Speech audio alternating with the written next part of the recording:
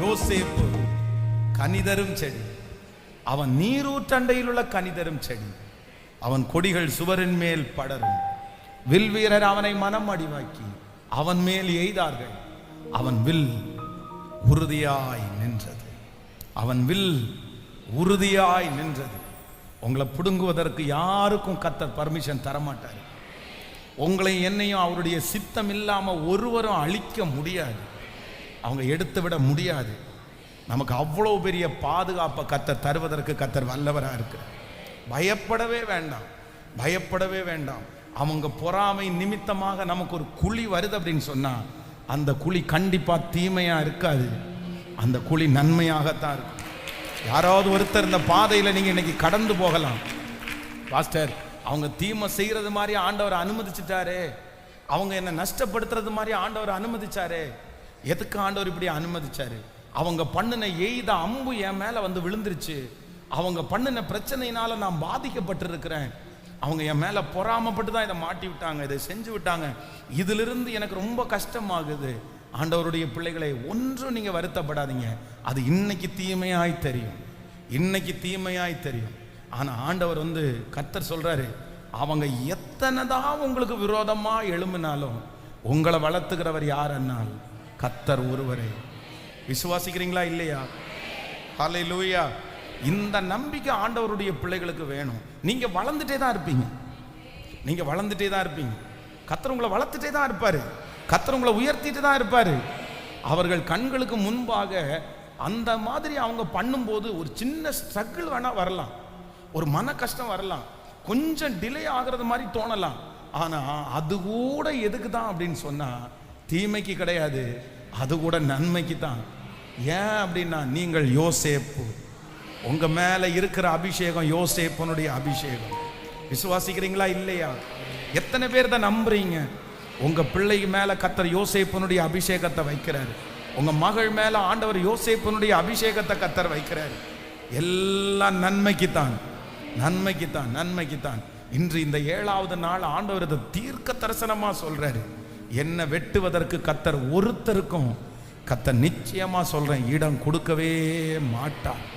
ஹல்லேலூயா.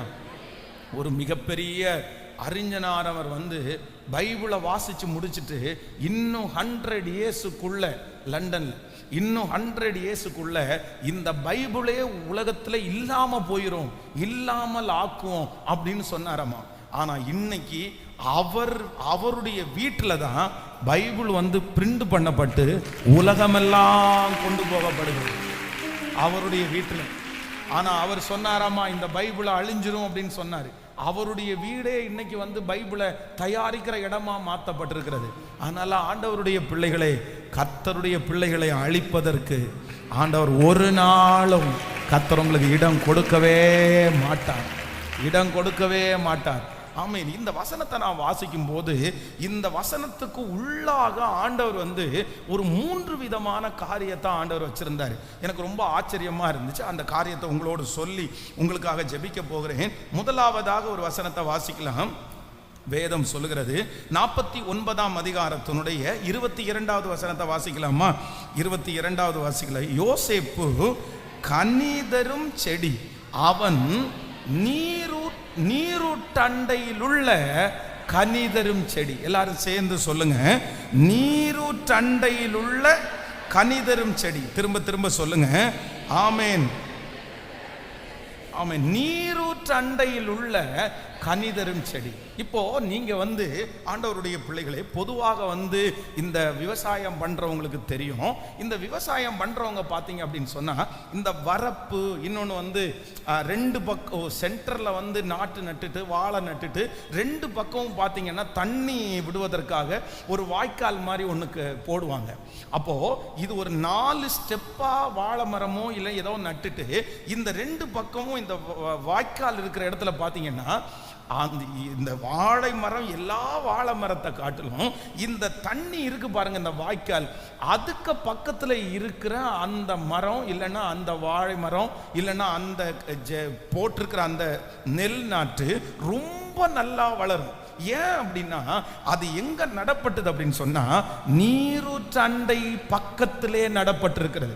அதுக்கு எப்ப கேட்டாலும் தண்ணி கிடைக்கும். தண்ணி எப்பவுமே அதுக்கு கிடைக்கிறதுனால எல்லா ஜீவராசிகளை விட அது வேகமாய் வளரும். இந்த இடத்துல ஆண்டவர் என்ன ஆசீர்வாதத்தை கொடுக்கிறாருன்னா யோசேப்புக்கு கொடுக்கிறாரு. எப்பா, நான் உன்னை நடப்போறேன், நான் உன்னை நடுவேன்.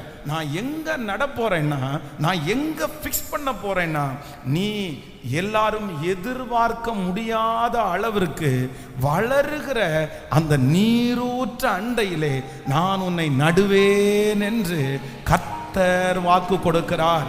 நான் ஆண்டவருடைய வார்த்தையை நான் 100% நான் நம்புறேன். இதுவரையிலையும் சரியான ஒரு இடத்துல நீங்க நிறைய பேர் ஃபிக்ஸ் ஆகாம இருக்கலாம். உங்களுக்கென்று ஒரு சரியான இடம் கிடைக்கப்படாம இருக்கலாம். ஐயோ, எனக்கு ஒரு சரியான இடத்துல ஃபிக்ஸ் பண்ணா நல்லா இருக்குமே, நாம் வளரக்கூடிய ஒரு இடத்துல ஃபிக்ஸ் பண்ணா நல்லா இருக்குமே. ஆனா நான் இப்பொழுது நடப்பட்டிருக்கிற இடத்துல என்னை கெடுக்கிறது தான் பார்க்கறாங்க, என்னை அழிக்கிறதுக்கு தான் பார்க்கறாங்க.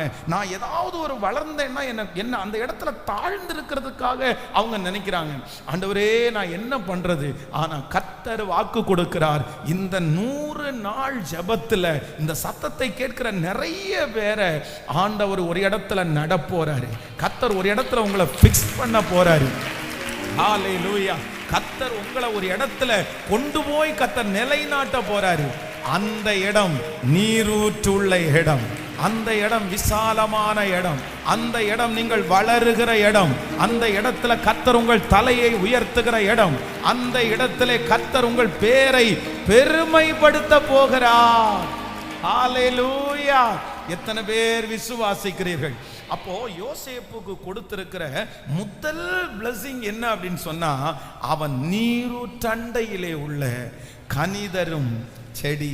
ஆமென்.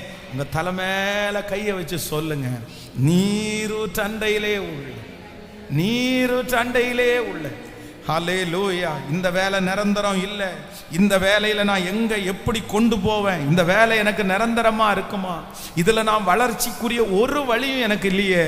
இதுல நான் டெவலப் ஆகிறதுக்கு எந்த காரியமுமே எனக்கு இல்லையே. ஆனா ஆண்டவருடைய வார்த்தை வருகிறது, கர்த்தருடைய வார்த்தை வருகிறது. நான் உன்னை நீரூற்ற அண்டையிலே நான் நடுவேன், நீரூற்ற அண்டையிலே நான் நடுவேன். ஏசப்பாட்ட ஜெபம் பண்ணுங்க. ஏசப்பா, ஏசப்பா, ஸ்தோத்திரம், ஸ்தோத்திரம். என்னை வளர்த்துகிற இடத்துல என்னை கொண்டு போய் வச்சிருங்க ஆண்டவரே. நாம் வளருகிற இடத்துல என்னை கொண்டு போய் ஃபிக்ஸ் பண்ணுங்க ஆண்டவரே. என்னுடைய வளர்ச்சியிலே ரொம்ப கரிசனை உள்ள தேவன் நீர் அல்லவா? ஹல்லேலூயா, ஹல்லேலூயா, ஸ்தோத்திரம்.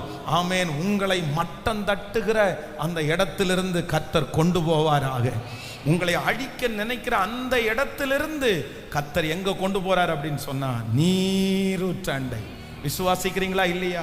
ஸோ வாலிப தம்பிங்க தங்கச்சிங்க எல்லாம் இந்த வார்த்தையை உறுதியா பிடிச்சுக்குங்க, உறுதியா பிடிச்சுங்க. ஆண்டவரத்தில் என்ன ஜெபம் பண்ணுங்கன்னா, ஆண்டவரே என்னை இனி ஒரு இடத்துல கொண்டு போய் என்னை ஃபிக்ஸ் பண்ணுங்க. இந்த ஜெபம் முடிஞ்சதுக்கு அப்புறம் நான் ஒரு இடத்துல போய் செட்டில் ஆகணும், ஒரு இடத்துல போய் நான் நடப்படணும். அந்த இடம் என்ன இடமா இருக்கணும் அப்படின்னு சொன்னா, என்னை மட்டம் தட்டுகிற இடமாய் அல்ல, என்னை வளர்த்துகிற நீரூற்றாய். கர்த்தர் செய்வாரா? ஆண்டவர் செய்வாரா? நான் நம்புறேன் கர்த்தர் செய்வார். இந்த யோசேப்புக்கு சொன்ன வார்த்தையை நிறைவேற்றினாரான்னு கேட்டா, கர்த்தர் அவனை கொண்டு போய் எங்க நட்டார் அப்படின்னா எகிப்துல கர்த்தர் நடுறாரு. எகிப்து ரொம்ப செழிப்பான இடம். ஆனா இந்த எகிப்துல ஆண்டவர் நடும்போது இந்த யோசேப்பு என்ன நினைச்சான் அப்படின்னு சொன்னா, ஐயோ இந்த இடம் மோசமான இடமாச்சு, இந்த இடத்துல எப்படி வளர முடியும், இந்த இடத்துல எப்படி ஆசீர்வதிக்கப்பட முடியும்? ஆனால் யோசேப்பினுடைய தேவன் அந்த கடினமான எகிப்திலையும் கர்த்தர் நீரூற்றாய் மாற பண்ணி கர்த்தர் அவனை வளர்த்தி அந்த ராஜாவுக்கு மேலாய் கர்த்தர் அவன் தலையை உயர்த்தினான். நான் இந்த பிரசங்கத்தை பண்ணிட்டு இருக்கும் போது எனக்குள்ள ஒரு எழுப்புதலை நான் பார்க்கிறேன், எனக்குள்ள ஒரு சந்தோஷத்தை நான் பார்க்கிறேன். இந்த வார்த்தையை நான் சந்தோஷத்தோட பிரசங்கம் பண்றேன். சிலர் ஆண்டவர் இன்னைக்கு இந்த பிரேயர்ல கர்த்தர் வாக்கு கொடுக்கிறாரு, இல்ல உங்க பிள்ளைய நான் நடுவேன், உன் மகளை நான் நடுவேன். ஹல்லேலூயா. அவளை மட்டம் தட்டுகிற அந்த இடத்தை விட்டு கர்த்தர் இன்னொரு இடத்துல நட போகிறார். நீரூற்றண்டையில நட போகிறார், நீரூற்றண்டையில நட போகிறார். இனி கர்த்தர் உங்க கையில கொடுக்க போகிற அந்த தொழில் பல மடங்கு உங்களை உயர்த்தி கொண்டு போகிறது. கர்த்தர் இனி அந்த ஊழியத்துல உங்களை கர்த்தர் கொண்டு போய் வைக்கிற இடம், ஆமென், அந்த இடத்துல வளர்ப்பு உண்டாக போகிறது. ஈசாக்குக்கு எப்படி ஏசேக்குல இல்லாதது, சித்தனாவில இல்லாதது, ரகபோத்துல ஆண்டவர் கொண்டு போய் அவனை வச்சு வளர்த்தினாரோ, அதே போல கைகளை தட்டி கொண்டு இருக்கும் போதே நான் அவமானம் அடைவதற்கு கர்த்தர் எனக்கு விடமாட்டார். கர்த்தர் என்ன விடமாட்டார். ஹல்லேலூயா. ஜெபம் பண்ண ஆரம்பிக்கலாமா? இந்த விஷயத்திற்காக ஜெபம் பண்ண ஆரம்பிக்கலாமா? நிறைய பிள்ளைகள் திருப்தி இல்லாம இருக்கலாம். எனக்கு திருப்தியே இல்லை பாஸ்டர், இங்க இருந்தா என்னுடைய ஃபியூச்சர் என்ன ஆகும்னு எனக்கு தெரியல, நான் எத்தனை வருஷத்துல வளருவேன்னு தெரியல. இன்னைக்கு 15,000 ரூபாய் சம்பளம் வாங்கிட்டு இருக்கிறேன், 5 வருஷம் தாண்டி இதே கொடுத்தாங்கன்னா, 20 வருஷம் தாண்டி இப்படியே நான் இருந்துட்டேன்னா எனக்கு ரொம்ப கஷ்டமா இருக்குது, எனக்கு ரொம்ப எதிர்பார்ப்பா இருக்குது. இது எனக்கு எனக்குரிய இடமா எனக்கு தெரியல, இது எனக்குரிய வருமானமா எனக்கு தெரியல, எங்க போறது, என்ன டிசைட் பண்ணது, யார்கிட்ட போய் உட்கார்றது, எதுவுமே எனக்கு தெரியல பாஸ்டர். எனக்கு சரியான ஒரு இடம் கிடைச்சா பரவாயில்ல, எனக்கு சரியான இடத்துல ஆண்டவர் என்னை கொண்டு போய் உட்கார வச்சா பரவாயில்ல, எனக்கு தடுமாற்றமா இருக்குது. நான் நம்புறேன், நீங்களா அதை கண்டுபிடிக்க முடியாது, நீங்களா ஓடி பெற்றுக்கொள்ள முடியாது. ஆனா கர்த்தர் செய்வார், கர்த்தர் செய்வார். உங்களை சரியான இடத்துல கொண்டு போய் ஃபிக்ஸ் பண்றது அது கர்த்தருடைய வேலை, ஆண்டவருடைய வேலை, ஆண்டவருடைய வேலை, ஆண்டவருடைய வேலை. ஆமென், ஹல்லேலூயா. விசுவாசிக்கிறீங்களா இல்லையா? ஜெபம் பண்ண ஆரம்பிக்கலாமா? இதை நல்ல தீர்க்க தரிசனமா எடுத்து நீங்க ஜெபம் பண்ணுங்க, இதன்படி நடக்கணும்னு ஜெபம் பண்ணுங்க. நான் நம்புறேன், இந்த வார்த்தை நடந்து நான் உங்களுக்கு பிரசங்கம் பண்றேன், நடந்து நான் உங்களுக்கு பிரசங்கம் பண்றேன். நான் ரொம்ப சந்தோஷப்படுறேன். நான் ரொம்ப ஆசைப்பட்டது என்ன அப்படின்னு சொன்னா, எங்க ஊர்ல ஊழியம் செய்யணும்னு ஆசைப்பட்டேன், கன்னியாகுமரியில ஊழியம் செய்யணும்னு ஆசைப்பட்டேன். அங்க ஒரு பெரிய திருச்சபையை கர்த்தருக்காக கட்டணும், அப்படி பண்ணணும், இப்படி பண்ணணும், எங்க ஜனங்கள் எல்லாம் கடவுளுக்குள்ள நடத்தணும் அப்படின்னு எல்லாம் நிறைய தரிசனம் எல்லாம் இருந்துச்சு, நிறைய ஆசைகள் எல்லாம் இருந்துச்சு. ஆனா ஆண்டவர் எங்கேயுமே அங்கேயும் இருக்க வைக்கல, சென்னையிலையும் இருக்க வைக்கல, திருச்சியிலையும் இருக்க வைக்கல. ஆனா கோயம்புத்தூர்லயே ஆண்டவர் கொண்டு வந்தார். ஹல்லேலூயா. இப்போ நான் என்ன நம்புறேன் அப்படின்னு சொன்னா, சரியான இடத்துல கர்த்தர் என்ன ஃபிக்ஸ் பண்ணாரு. இப்போ இங்க இருந்துட்டு கன்னியாகுமரிக்கு ஊழியம் செய்யறோம், இங்க இருந்துட்டு சென்னைக்கு ஊழியம் செய்யறோம், இங்க இருந்துட்டு திருச்சிக்கு ஊழியம் செய்யறோம். உங்களுக்கு வராதா? உங்க பிள்ளைகளுக்கு வராதா? கர்த்தர் சரியான இடத்துல உங்களை கொண்டு போய் ஃபிக்ஸ் பண்ணி அங்கிருந்து உங்களை பல இடத்திற்கு கொண்டு போறதுக்கு கர்த்தர் வல்லவரா இருக்கிறார். சொல்லுங்க, எனக்கு இது நடக்கணும் ஆண்டவரே, நடக்கணும் ஆண்டவரே. வேலையில திருப்தி இல்லாதவங்க எல்லாம் ஜெபம் பண்ணுங்க. இப்போ போயிட்டு இருக்கிற ஃபீல்டுல திருப்தி இல்லாதவங்க எல்லாம் ஜெபம் பண்ணுங்க. இந்த சம்பளம் எனக்கு பத்தாதுன்னு சொல்றவங்க எல்லாம் ஜெபம் பண்ணுங்க. நான் சொல்றேன், இது நம்ம இதை எப்படி நடக்கும்னு கேட்க முடியாது. ஆனா பலத்தினாலும் அல்ல, பராக்கிரமத்தினாலும் அல்ல, அவருடைய ஆவியினாலே ஆகும், அவருடைய ஆவியினாலே ஆகும். ஜெபம் பண்ணலாமா? ஜெபம் பண்ணுங்க. உங்களோட சேர்ந்து நானும் ஜெபம் பண்றேன். இந்த சத்தத்தை லைவ்ல கேட்டு இருக்கிற பிள்ளைகள் கூட ஹல்லேலூயா, ஹல்லேலூயா, ஸ்தோத்திரம். திணறி கொண்டிருக்கிற நிறைய பேரை கர்த்தர் சரியான ஒரு இடத்துக்கு நேராய், அப்பா எனக்கு தெரியாதுப்பா, எனக்கு தெரியாதுப்பா, என் பிள்ளைய எங்க கொண்டு போய் சேர்த்து விடுறதுன்னு எனக்கு தெரியாது, நான் எங்க போய் ஃபிக்ஸ் ஆகுறதுன்னு எனக்கு தெரியல, என்ன வேலையை தெரிஞ்செடுக்கிறதுன்னு தெரியல, எந்த பிசினஸ் பண்றதுன்னு எனக்கு தெரியல, நான் சரியான ஒரு இடத்துல தான் இருக்கிறேனா எனக்கு தெரியல ஏசப்பா, இது எனக்கு எதிர்காலமா இருக்குமா எனக்கு தெரியல ஏசப்பா, நான் எங்க போறதுன்னு தெரியல. ஆனா இன்னைக்கு போதகர் மூலமா நீ ஒரு வார்த்தை சொல்றீங்க, நான் உன்னை நீரூற்றண்டையில நடுவேன்னு சொன்னீங்க, நான் உன்னை நீரூற்றண்டையில நடுவேன்னு சொன்னீங்க.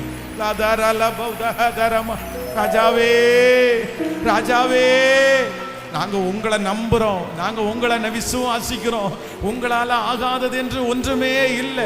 இப்போ இந்த உங்க ராஜ்யத்துல நாங்க உங்களை சந்திக்கிற வரைக்கும் இந்த உலகத்துல நாங்க இருக்கணும் இல்லப்பா, நாங்க வாழணும் இல்லப்பா, நாங்க சாட்சியா நிக்கணும் இல்லப்பா. அது இல்லைன்னா கூட நீங்க தான் எங்களுக்கு தேவன். ஆனாலும் கர்த்தர் எங்களை சமாதானமா இருக்க பண்ணுவதற்கு சரியான ஒரு இடத்துல நீரூற்ற அண்டையில, ஹல்லேலூயா.